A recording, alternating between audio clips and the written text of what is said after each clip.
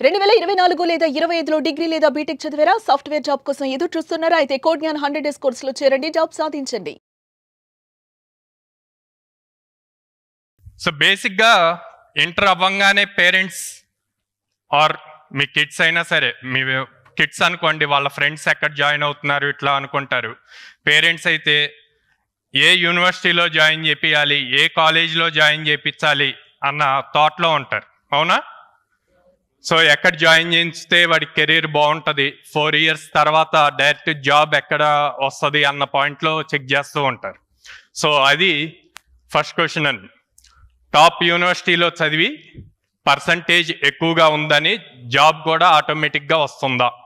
ఏమంటారు మీ ఆన్సర్? బయట ఆపర్చునిటీస్ కూడా ఉండాలి కదా, చదివినంత మాత్రం జాబ్ వచ్చేస్తుంది అనుకుంటే అది పొరపాటు. అంటే కాలేజ్లో యూనివర్సిటీలో చదివినంత మాత్రాన జాబ్ వస్తుంది అనుకోవటం రాంగ్ అండి. మీరు స్క్రీన్ పైన చూపించిన క్వశ్చన్ 100% కరెక్ట్. పేరెంట్స్ మేము అదే ఆలోచిస్తూ ఉంటాం. Thank you.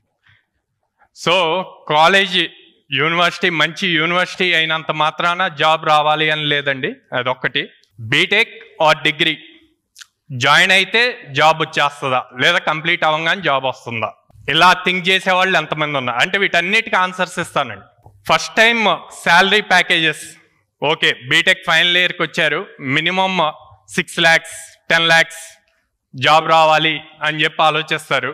లేదా ఏదైనా కంపెనీ వచ్చి ఇంటర్న్షిప్ కానీ లేకపోతే ఫుల్ టైం కానీ 2 lakhs 2.5 lakhs శాలరీ ప్యాకేజ్ అంటే 20,000 15,000తో ఫస్ట్ కెరీర్ స్టార్ట్ చేయడానికి ఆఫర్ చేస్తాము అంటే, మా ఇంట్లో పనిచేసే వాళ్ళకి, మా పొలంలో పనిచేసే వాళ్ళకి అంత ఇస్తున్నాం, మా అబ్బాయికి ఇంత ఇన్ని లక్షలు ఖర్చు పెట్టి చదివించాక ఆ శాలరీ ఏంది మాకు వద్దు అంటారు, అవునా? ఇక్కడ ఉన్న ప్రతి పేరెంట్ని అడుగుతున్నాను, 10th class అయ్యాక ఇంటర్లో జాయిన్ చేయటానికి ఏ కాలేజ్ బెస్ట్ అని చెప్పి మీరు చాలామందిని అడుగుతారు మీ ఫ్రెండ్స్ని. చైతన్యానా, నారాయణ, శారదానా, ఇట్లా మల్టిపుల్ కాలేజెస్ మీ ఏరియాలో ఉన్నదాన్ని. అట్లాగే ఇంటర్ అయ్యాక బీటెక్లో జాయిన్ చేసేటప్పుడు కూడా మీ చాలామంది మీ కొలీగ్స్ని కానీ మీ ఫ్రెండ్స్ని కానీ అడుగుతారు ఏ కాలేజ్ ఏ యూనివర్సిటీ బెటర్ అని. కానీ జాయిన్ చేసిన తర్వాత 4 yearsలో ఎంతమంది కాలేజ్కి వెళ్ళి మా అబ్బాయి ప్రోగ్రెస్ ఏంటి అని చెప్పి అడుగుతున్నారు? అయిపోయింది, అక్కడితో వదిలేస్తున్నారు. తర్వాత బీటెక్ అయ్యాక కూడా ఎవరో చెప్తే ఆ పలానా ఇన్స్టిట్యూట్ బాగుంది అట్లా అంటే వెళ్ళి జాయిన్ చేస్తున్నారు. తర్వాత కూడా మళ్ళీ ఫోకస్ చేస్తున్నారా అంటే ఇంటర్తో అయిపోలేదండి.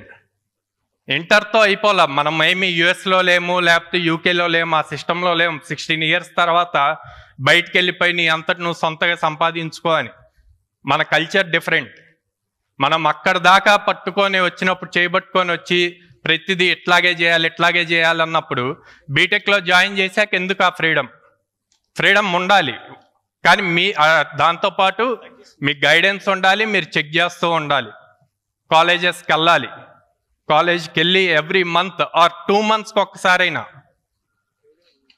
అంతే కదండి. ఇప్పుడు మీరు బిజినెస్ ఉన్నారు, లేకపోతే మీరు ఫార్మింగ్ చేస్తున్నారు అనుకోండి, పంట వేసాక ఇంట్లో ఉండరు కదా, డైలీ వెళ్ళి చూసుకుంటారు పంట ఎట్లా ఉంది ఏంటి, గాలి వస్తే పడిపోతుందా, ఎట్లా ఉంది, దానికి ఏం కొట్టాలి అని. అట్లాగే ఈ 4 years కూడా మీరు కాలేజీలో జాయిన్ చేశాక మీరు చెక్ చేసుకుంటూ ఉండాలి. ఓకే, సో ఇప్పుడు నేను అడిగిన 4 questions మీలో ఎంతమందికి రిలేటెడ్, ఎంతమందికి మీకు అనిపించింది మేము ఇలాగే థింక్ చేస్తున్నాము అని?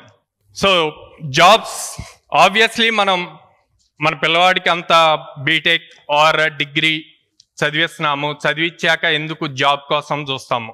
ఓకే, జాబ్లో స్పెసిఫిక్గా ఐటీ జాబ్స్ తీసుకుంటే చూస్తున్నాం, మనం రోజుకో న్యూస్ వింటున్నాం. ఏమని?